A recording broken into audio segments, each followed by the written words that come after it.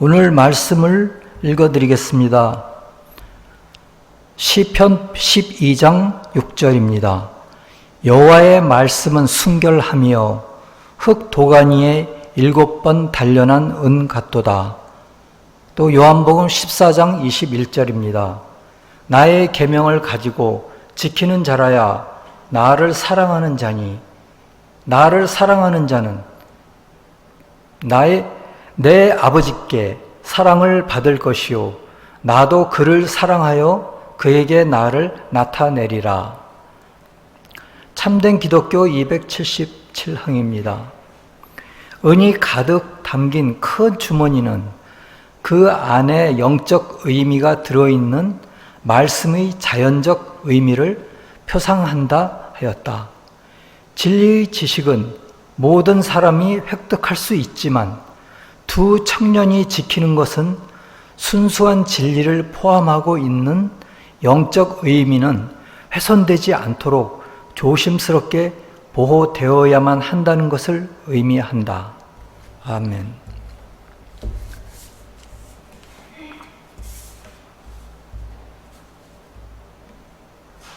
오늘 말씀은 단련한 은 같은 말씀이라는 제목으로 나누겠습니다. 금과 은은 재테크와 재산 증식의 수단이자 각 나라의 재산의 척도가 되고 있습니다. 자연적이고 물질적인 가치의 수단입니다. 시편 119장 72절에서는 주의 입의 법이 내게는 천천 금은보다 좋으니이다 하였습니다. 여기까지의 금, 은은 자연적이고 물질적인 의미입니다. 한 단계 더 나아가면 상징성이 되겠습니다.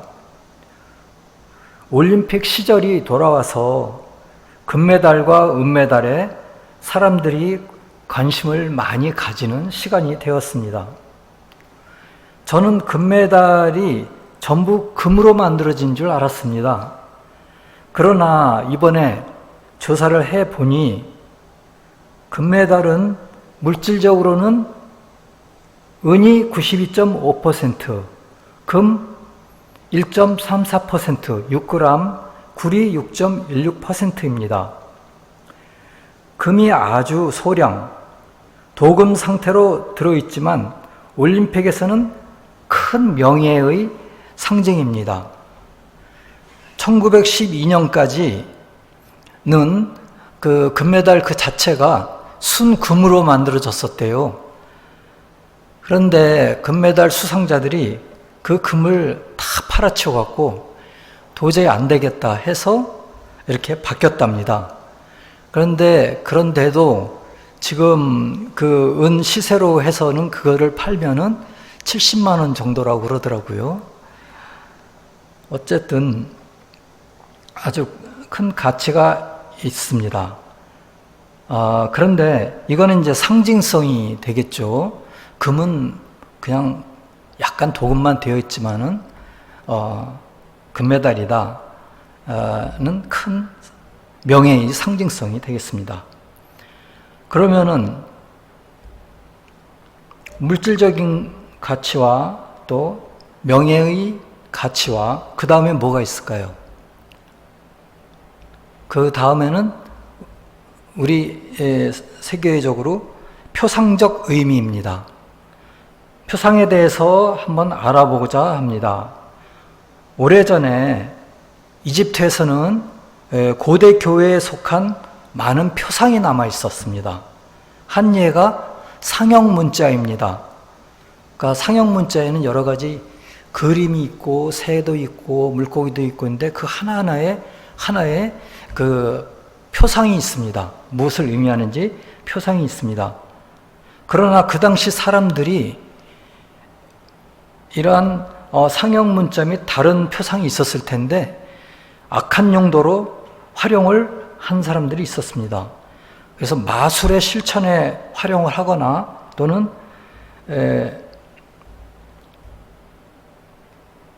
또 우상 숭배에 사용하거나 해서 그 그 지식이 거짓된 사실적 지식이 되었습니다. 그러니까 표상적 지식이 거짓된 사실적 지식으로 변질되었습니다. 그러나 똑같은 지식을 가진 진실된 사람들은 하나님에 대한 예배로 그 표상을 사용하였습니다. 가나안 땅의 어떤 나라에서는 이 표상을 우상 숭배에 사용하기도 하였습니다.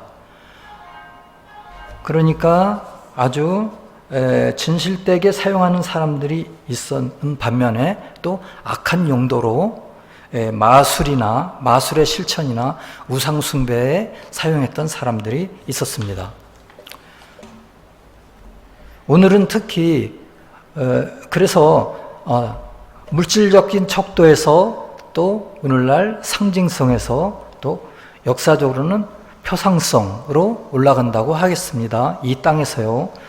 오늘은 은혜 표상에 대해서 알아보게 됐습니다. 영적인 의미로는 은은 말씀으로부터의 진리에 대한 지식을 의미하고 또는 천적 선에 결합된 합리적 진리를 의미하고요. 또 은그릇은 진리의 사실적 지식, 금그릇은 선한 것의 사실적 지식. 그러니까 은은 진리에 대한 지식을 의미하고 또한 합리적인 진리에 대한 지식이겠죠. 그리고 진리의 사실적인 지식, 과학적인 지식, 즉 한마디로 진리에 대한 지식을 의미한다고 하겠습니다. 시편을 보겠습니다. 시편 12장 6절에서는 여호와의 말씀은 순결하며 흙 도가니에 7번 단련한 은 같도다 라고 되어 있습니다. 말씀의 진리는 전적으로 자체에 있어서 순수합니다. 7번 단련한 은 같은 말이 그것입니다. 그러면 7번 단련하면은 순수해진다는 말일까요? 쇠를 담금질할 때 몇 번을 담금질하는지는 모르겠지만은 7번 담금질하면은 아주 순수해질까요? 그것이 아니고 7은 충분하고 완전한 것을 의미하며 더 나아가 거룩한 것을 다룰 때 사용합니다. 물론 반대로는 모독을 다룰 적에도 사용하지만 여기서는 완전하고 거룩한 것이라는 의미입니다. 숫자는 그 자체로는 자연적이지만 영적인 것과 그 상태를 의미할 때 사용됩니다. 말씀이 전적으로 순수하다 하더라도 그 의미를 이 지상에서 담아내기 위해서는 인간의 언어에 담아내야만 합니다. 구약의 경우에는 유대 나라의 외적인 언어가 필요했죠. 때때로 진리 자체가 의미하는 것의 이 반대적인 언어에 담기기도 합니다. 말씀은 영적인 것과 자연적인 것의 말단까지를 포함으로 가장 강력한 것입니다. 그러니까 우리에게 주어진 말씀 그 안에 영적인 것이 들어있고 또 거기에 자연적인 말단의 것이 그 영적인 순수한 진리의 말씀을 싸고 있죠. 그런데 그래서 가장 강력한 것이라고 합니다. 이거에 대해서는 저도 아직 잘 모르겠습니다. 하지만은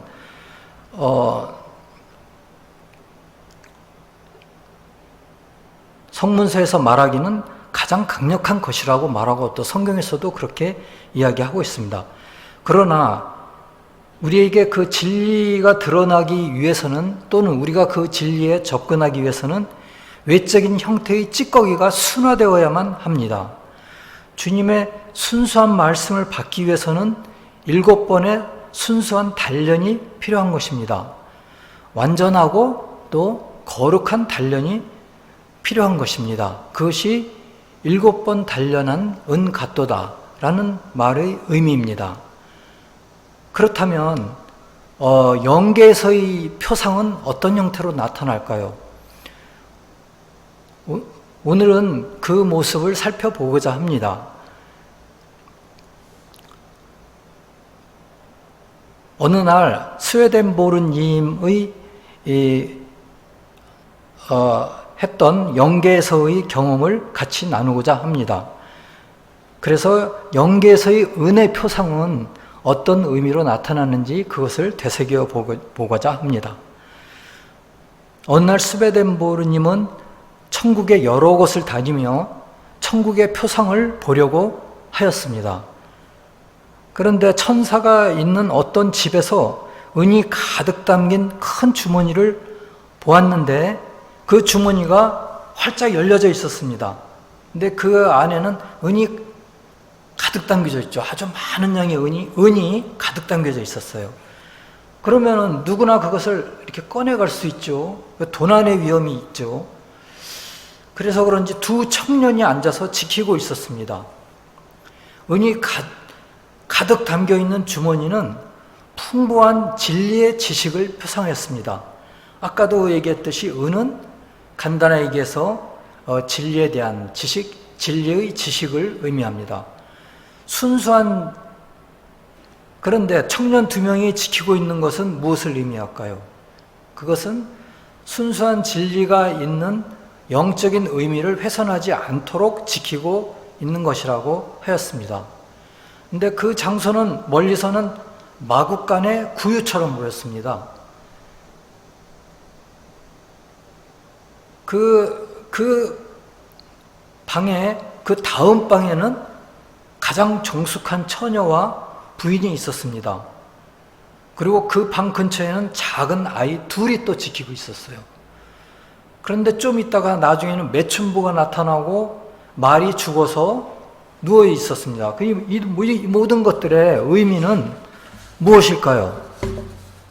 그 의미에 대해서 그 성문서에는 나와 있는데 스웨덴보르님이 가르침을 받았답니다. 가르침을 받기는 은이 가득 담긴 큰 주머니는 그 안에 영적인 의미가 들어있는 말씀의 자연적 의미를 표상하고요. 그 은은 진리의 지식을 표상한다고 하였습니다. 그런데 그 은을 누구나 가져갈 수 있다는 것은 진리의 지식은 모든 사람이 획득할 수는 있지만은 두 청년이 지킨다는 것은 순수한 진리를 포함하고 있는 영적 의미는 훼손되지 않도록 조심스럽게 보호되도록 주님이 섭리하신 것이라고 합니다. 그렇다면 우리가 진리의 지식은 거기서 마음대로 꺼내갈 수는 있지만은 우리가 사실 원하는 것은 그 진리의 지식보다는 그 순수한 진리를 포함하고 있는 영적 의미지 않습니까? 그것이 우리에게 영적 생명을 주니까요. 어떻게 영적 의미에 다가갈 수 있는지 생각해 보겠습니다. 영적인 의미는 주님으로부터의 깨우침이 있는 자에게만 주어지며 진리에 대한 지식은 모든 자에게 주어집니다. 진리에 대한 지식은 모든 자에게 주어질 수 있지만은 영적인 의미는 주님으로부터의 깨우침이 있는 자에게만 주어진다고 했습니다. 끈기와 겸허함으로 말씀에 다가가야 하는 것입니다. 이럴 때 주님은 우리에게 진리를 보여주십니다. 즉 영적인 의미를 보여주십니다. 주님이 우리에게 통찰력을 주실 수 있도록 우리는 주님에게 지속적으로 나아가야 하고 또 겸허한 마음을 가져야 합니다. 주님께 겸손한 마음을 가져야지 우리는 이 영적인 의미에 대한 그 받을 수 있는 그릇이 각자의 마음에 형성되는 것입니다. 겸손한 마음과 겸허함이 없이는 절대로 그러한 그릇이 형성될 수가 없는 것입니다. 단지 머리에 그 지식만을 받을 수 있을 뿐입니다. 은이 들어있는 주머니는 열려있지만은 주님의 문지기가 있어서 영적인 의미가 침해되지 않도록 하신다고 하였습니다. 주머니가 있는 곳은 마국간의 구유처럼 생겼고, 그러니까 주머니가 있는 방은 마국간의 구유처럼 생겼고, 다음 방에는 정숙한 처녀들이 있는 방이 있었는데 그 역시 두 어린아이가 서 있었습니다. 그러면은 마국간의 구유에서 말이 먹는 것은 무엇을 뜻할까요? 그렇죠. 말은 이해성 뜻하고 말이 먹는 것은 영적인 영양 공급을 받는 것을 의미합니다. 다음 방에는 정숙한 처녀가 있는 방은 무엇을 의미할까요? 진리에 대한 애정을 의미합니다. 그래서 자연적인 선의 고향을 말합니다. 그러니까 진리에 대한 애정을 가지기 시작하고 그로 말미암아 우리가 자연계에 있으니까 자연적인 선에 대한 애정과 의지의 고향을 이야기합니다. 그런데 왜 두 아이는 지혜의 순진무구를 말한다고 합니다. 가장 지혜로운 천사는 영계에서는 멀리서는 아이로 나타난다고 합니다. 그리고 정숙한 부인은 선과 진리의 결합을 의미한다고 합니다. 결국 그 다음 방에서는 선과 진리의 결합이 일어나며 진리에 대한 애정을 가지고 자연적인 선의 단계로 나아가는 것을 그 다음 방이 의미한다고 합니다. 그래서 첫째 방은 왜 그 마국간의 구유로 나타나며 둘째 방은 왜 또 정숙한 처녀가 있는 방으로 나타나는지 우리가 생각해 보아야 하겠습니다. 그런데 마지막에는 죽은 말과 함께 매춘부가 나타납니다. 이 매춘부는 진리에 대한 위화와 이해성의 멸망을 의미합니다. 죽은 말은 진리에 대해 아무런 이해성이 없다는 것을 의미합니다. 말씀은 처음에는 이것의 의미를 생각해 보자면 말씀은 처음에는 이해성에 의해서 받아들여져야 하고 악을 죄로 알고 그쳐야 합니다. 이성에 따라서 자유로부터 선을 선택하고 행해야 합니다. 그 다음에 애정에 의해 받아들여져야 한다는 것을 의미한다고 합니다. 그래서 첫째 방은 말 구유로 나타나고 둘째 방은 정숙한 처녀가 있는 방으로 나타난다고 합니다. 모든 인간은 이 세상에 사는 동안 천국과 지옥의 중간에 있습니다. 하나님을 바라볼 때는 모든 지혜가 하나님으로부터 온다는 것을 인정하고 천사가 함께 하지만 악과 거짓을 바라볼 때는 악마가 함께 하는 것입니다. 그리고 또한 말씀으로부터 진리의 지식을 얻는 것과 영적 의미를 얻는 것은 별개의 것입니다. 말씀을 받아들일 때는 처음에 자기 성찰에 의해 중생의 과정을 거쳐야 하고 그 이후 천국으로의 행복으로 인도되어져야 한다는 것을 의미한다고 합니다. 그것이 첫째 방과 둘째 방의 의미라고 합니다. 그래서 우리는 처음에는 주님의 뜻과 생각을 살피고 그대로 행한 후에 천국으로 행복으로 인도되어져야 한다고 합니다. 처음부터 천국의 행복을 추구하고 자연적인 그때 우리가 가지는 애정은 천국의 애정이 아니죠. 우리는 아직 거듭나지 않은 상태이니까 자연적인 애정으로 접하게 되면 찾지 잘못하면 말씀의 위화가 일어날 수가 있습니다. 그래서 조심해야 한다고 합니다. 말씀은 겸손함과 순진함으로 다가가야 한다고 합니다. 그것이 흑도가니에 7번 단련되어져야 한다는 의미라고 합니다. 물론 처음에는 말씀과 우리 성문서를 대할 때는 기쁨이 올 수 있습니다. 하지만 그 이후에 위화가 일어나지 않도록 조심해야 합니다. 저 자신도 처음에는 굉장한 기쁨으로 말씀과 성문서가 다가왔습니다. 하지만은 그 이후에 말씀의 위화라든지 이것을 이용하려 한다든지 그러한 경향이 일어났었습니다. 100%는 아니더라도 그러한 영적인 불꽃이 그 이후에 과정을 보면은 몇 % 있었습니다. 그 불꽃이 가끔 순간적으로 툭툭 일어났었습니다. 그래서 그것은 우리가 각자도 그러한 면은 회개해야 된다고 생각합니다. 우리나라에도 처음에는 유교만 있었죠. 유교와 불교만 있었지만 성경과 또 성문서 말씀이 들어왔었어요. 근데 처음에는 다들 기쁨으로 받았을 것입니다. 하지만 이집트인들이 고대 교회의 표상을 받았을 때 그들도 처음에는 기쁨으로 받았겠지만 하나님을 예배하는데 선용하기만 한 것이 아니었습니다. 일부는 그것을 마술과 우상 숭배에 악용하였습니다. 우리나라도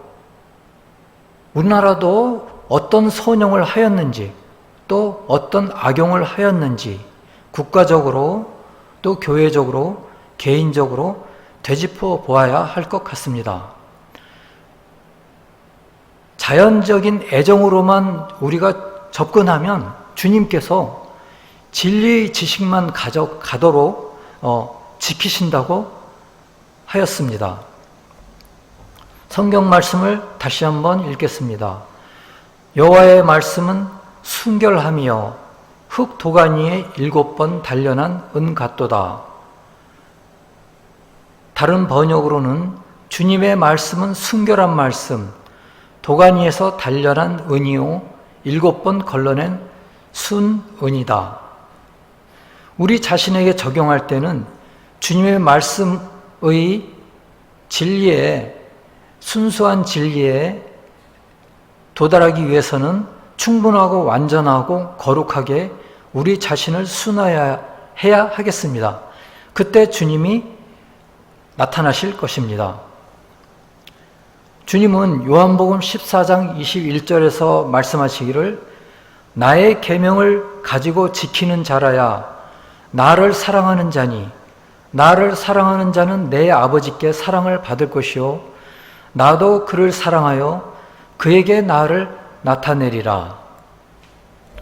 다 같이 기도하시겠습니다.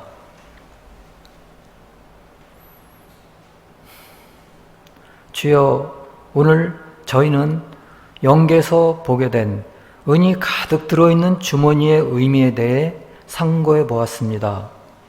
열려 있어 누구나 가져갈 수 있는 것은 진리의 지식이지 순수한 진리가 들어있는 영적 의미가 아니라는 것을 알았습니다. 영적인 의미는 끈기와 겸허함으로 주님께 다가가야 하고 흙 도가니에 7번 단련하는 것처럼 자신이 순화되어야 나타나는 것임을 알았습니다. 자기 성찰에 의한 거듭남의 과정을 거쳐야 함을 알았습니다. 그 전에는 훼손되지 않도록 주님께서 지키고 있다는 것을 알았습니다. 주여, 저희가 영적 의미를 알고 영적인 생명에 들어갈 수 있도록 인도하여 주시옵소서. 저희 나라가 성경과 성문서 말씀을 처음 받았을 때 하나님을 예배하기 위해서 사용하였는지 단지 진리의 지식만을 취해서 종교적 마술이나 우상 숭배에 이용하는 불법을 저지르지는 않았는지 돌아보게 하옵소서. 이럴 때는 주님께서 영적인 의미를 닫아버린다는 것을 알게 하옵소서.